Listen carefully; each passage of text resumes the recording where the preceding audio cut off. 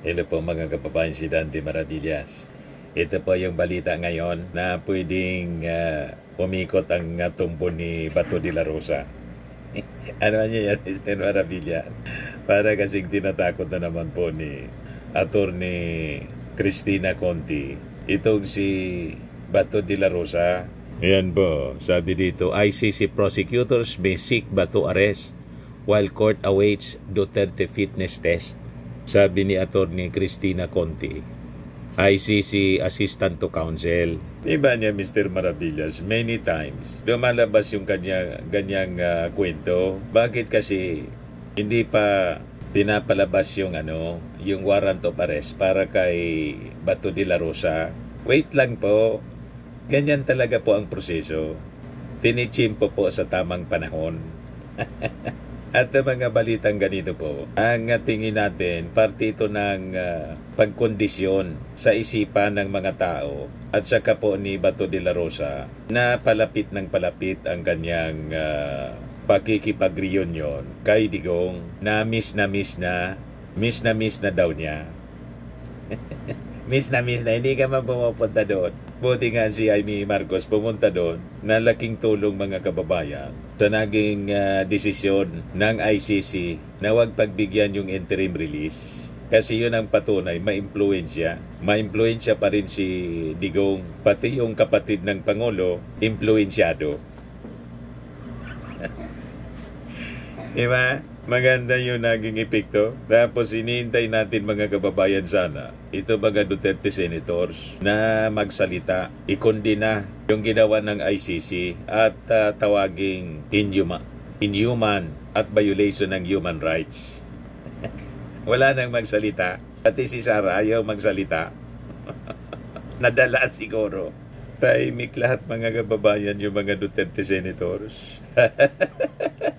Sabi ni Attorney Conti, this issue could actually proceed independently of a warrant of arrest against Bato or others. Because at this point, the prosecution is just sitting around and waiting for results. Wala po siyang ginagawa. This after the ICC indefinitely postponed Duterte's confirmation of charges hearing, originally scheduled on September 23 due to the defense team's claim the former president is not fit to stand trial. So sabi po ni Attorney Conti, currently yung ICC nakikipag-usap sa mga health experts para ma-discuss yung kondisyon ni Digong to determine if he is indeed incapable to stand trial. ICC has also received Duterte's test results, including one from a psychiatrist. So malapit na mga kababayan ma-booking yung mga palusot ng pamilya Duterte. Official result ng examination. Kaya galit na galit sila. Bakit niya ginagawa nila itong walang paintulot sa amin?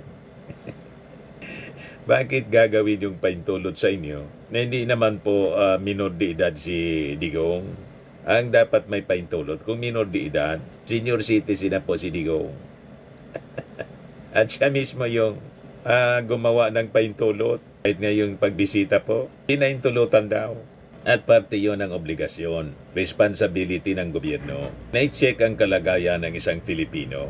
Di ba? Yung pagbisita ng mga embassy officials, maisahan ninyo. Sige, kwento ninyo na kung ano-ano. Pagkatapos, bangga-bangga man yung kwento. Iba yung kwento ni Sara, iba naman yung kwento, mga kababayan, ni Elizabeth Zimmerman. Bangga yung kanilang kwento mga kababayan. Iba yung kwento ng abogado, iba yung kwento ni Sara. Sakit ng ulo si Sara, mga kababayan sa abogado. Ayan tuloy, na-deny. Kaya sabi ng bayan, ICC rejection highlights Sara Duterte's arrogance, entitlement. Effective po yung mga statement ni Sara. Sabi ni Raymond Mong Palatino, Secretary General ng Bagong Alyansang Makabayan or Bayan, she is a lawyer niya. She knows that her statement can be used by the court, but her arrogance and sense of entitlement prevailed, that she felt she could say whatever she wanted to say just to be able to flex and project their family's political influence. Sa kakayabang po, walang patutunguhan po ang sobrang kayabangan. Malinaw po ang sinabi ni King Solomon sa Proverbs 16:18, "Pride goes before destruction, and a haughty spirit before a fall." Si Sarah, ayaw makinig. Ayaw makinig sa advice. Gusto niya yung naisip niya, tira lang ng tira para masatisfy yung kanyang pagiging arugante at mayabang. Masaya sa doon. Ang hindi niya alam, habang ginagawa niya yon, pinapahamak niya yung kanyang tatay. Ayun na nga po yung nangyari. Ngayon, balikan natin yung ICC, yung sinabi ni Atty. Cristina Conti. Sabi po ni Atty. Conti, De La Rosa's name was among those mentioned in the draft charges against Duterte. The prosecution has already built up a case against Bato de la Rosa. At the least, Bato's name even appears in the documents containing the charges. While the names of the 8 others were redacted in the publicly available version of the ICC document, sabi po ni Conti, it shows that at least 2 were police officers. One was an appointed official, one was close enough, and another one was a friend. These 8 players are also considered among the most responsible. Conti, however, noted that it could be difficult to arrest De La Rosa now because of various factors including his incumbency bilang isang senador. The Philippines arresting bodies, PNP, National Bureau of Investigation, and other law enforcement agencies may also hesitate to arrest a former PNP chief. Sabi ni Conti, for us, the reasonable or most probable time, including possible appeals, would be January, February, so that everything is settled. Ito yung sabi niya in relation to possible appeal the defense may file in relation to Duterte case. So, hintay-hintay lang po tayo. Kahit na marami sa ating mga kababayan naiinip na masyado sa pag-issue ng warrant of arrest laban kay Bato de la Rosa. Pati nga po si Bongo. Sabi ni Lodge Bernardo Ohala, ayan na, ICC is coming to town. Sabi ni Bob Kapangpangan, tagal naman. Sabi ni Linal Resli Paksay, forthwith po sana, sir, madam. Forthwith, please. Sabi ni Alexis Ocampo, ready na si Idol Sentry, si Trillanes for the arrest. Sabi ni Lia Udadas Yadrutas, season ka na kay Tatay Duterte. Sabi ni June Bagyo, he's honored to be placed at ICC jail. Sa totoo lang, maganda nga nandun siya kasi may kausap na kahit papano si Digong. At anyway, kung hindi sila guilty sa crimes against humanity, di mabuting malinis nila ang kanilang mga pangalan. At maswerte sila, mapalad pa rin sila kasi binibigyan sila ng due process, the right to be heard. Pero yung mga victims po ng AJK, wala na. Lahat nakaluluwa. Ito yung sinabi ni Pulong na sinagot naman po ni Jose Claire Castro. To all kidnappers of my father, I will make sure that you will pay for this crime that you have committed.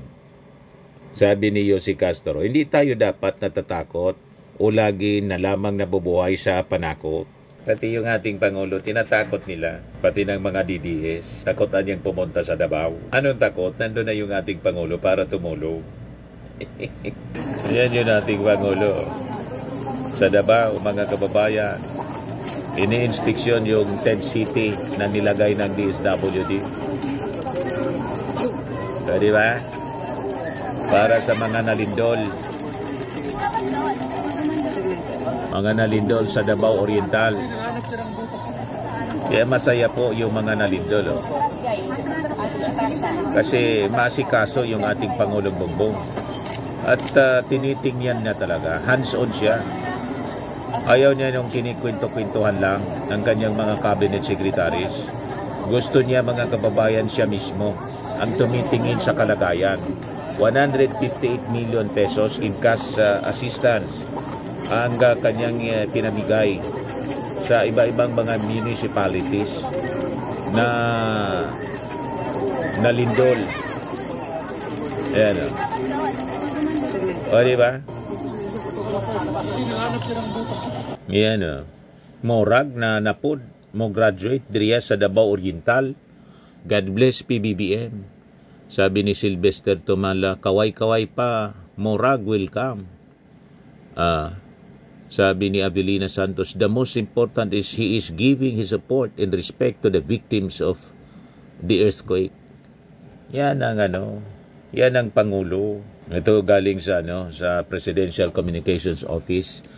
Sama-samang tulong ng pamahalaan para sa muling pagbangon ng Davao Oriental na mahagi ang Office of the President ng mahigit 158 million na po dinagdagan na tulong pinansyal sa lalawigan ng Davao Oriental, kabilang ang mga lungsod at bayan na labis na apektuhan ng kalamidad. Pinangunahan ng Pangulo ang pamamahagi ng tulong upang matiyak ang mabilis na pagbangon sa mga naapektuhang residente. Nagbigay din ang DSWD ng 10,000 pesos na cash assistance sa mga pamilyang may totally damaged houses. Pati na rin ang hot meals mula sa mobile kitchen program at family food packs. Personal din kinumusta ni PBBM ang pamilyang evacuees sa Barangay Central, Tarragona upang alamin ang kanilang kalagayan. Kaya kita ninyo, kitang-kita sa mukha ng mga nalindol, masaya sila. Kahit sila nalindol, masaya pa rin kasi binisita sila mismo ng ating Pangulo. Nakipagkamay. Nabibigyan ng pag-asa ang ating mga kababayan kasi personal silang kinakausap. Tingnan mo, walang kalungkutan sa kanilang mukha kahit nagiba yung mga bahay nila. You see? At ito, miniting ng ating Pangulo yung mga officials. Yan. Sabi dito sa report ng GMA, President Marcos met with officials from the local government and national agencies in Davao Oriental to discuss ongoing response and recovery efforts following the earthquakes. Governor Nelson Dayanghirang presented updates on the damage to infrastructure in houses as well as the number of families affected. While agencies such as the DSWD, DOH, and OCD reported an ongoing and planned assistance, Marcos also outlined the national government support for rebuilding the homes of displaced families. Meantime, sa mga tents muna sila ng DSWD kasi hindi pa pwede silang bumalik sa kanilang mga bahay dahil sa sunod-sunod na mga aftershocks. Sunod-sunod yung mga aftershocks na tumatama po. Iba ka madaganan sila. Hindi pa tuluyang nagiba yung kanilang bahay, baka sa mga aftershocks magiba at yun ang tumabon sa kanila. Kaya importante sa lindol, may tent city na linalagay hanggang maging stable na. Then comes now the rebuilding. Pabahay, ipapatayo agad-agad para po sa kanila. Ganon.